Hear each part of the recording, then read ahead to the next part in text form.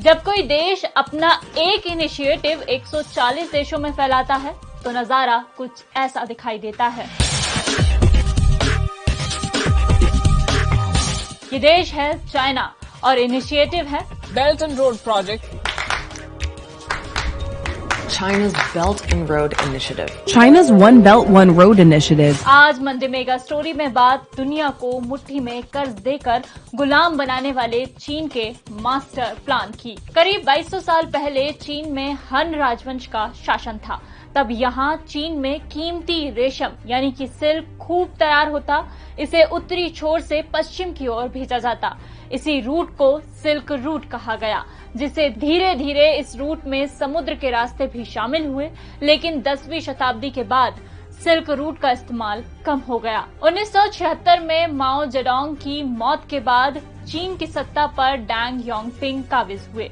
उन्होंने कई दशकों से घिसटती चीन की इकोनॉमी को डेवलप करना शुरू किया।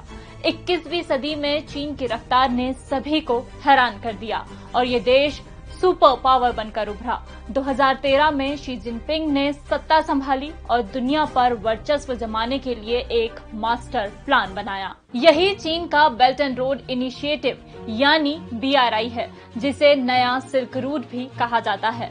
दुनिया को मुट्ठी में करने वाले इस मास्टर प्लान की घोषणा 2 खांचों में बटी थी। पहली, सिल्क रोड इकोनॉमिक बेल्ट। ये एक जमीनी रूट है जो चीन को एशिया, रूस और यूरोप तक जोड़ता है।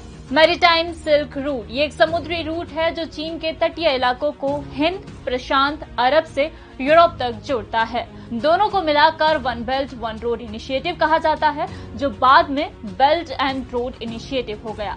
इसकी 5 प्राथमिकताएं बताई गई।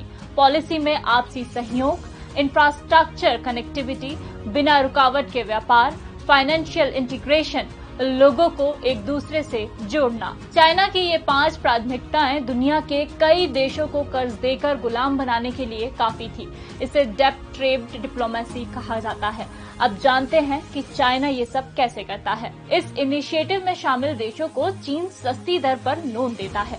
कई विकासशील देशों ने क्षमता से ज्यादा लोन ले लिया, जिसे वो वापस नहीं कर पा रहे हैं, जिसके चलते अब चाइना देशों से अपनी शर्तें मनवा रहा है और उनके प्रोजेक्ट्स पर कब्जा जमा रहा है। दुनिया के 140 देश इस इनिशिएटिव का हिस्सा हैं।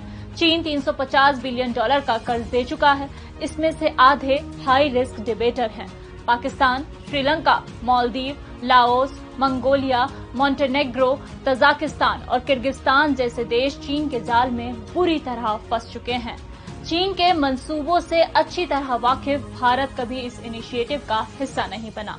वहीं अमेरिका ने भी अब जाकर होश संभाला है। अमेरिका ने जापान, भारत और ऑस्ट्रेलिया के साथ मिलकर क्वाड ग्रुप बनाया है। इसके जरिए चीन को घेरने की तैयारी है। वहीं ऑकस डील के जरिए ऑस्ट्रेलिया, यूके और US इंडो पैसिफिक क्षेत्र में चीन के दबदबे को कम करना चाहते हैं। आपने लोगों को चाइना का माल कहते हुए सुना होगा।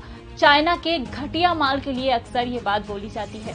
ठीक ऐसा ही बेल्ट एंड रोड इनिशिएटिव के साथ भी हो रहा है। चीनी कंपनियां महंगी दर पर घटिया काम करती हैं।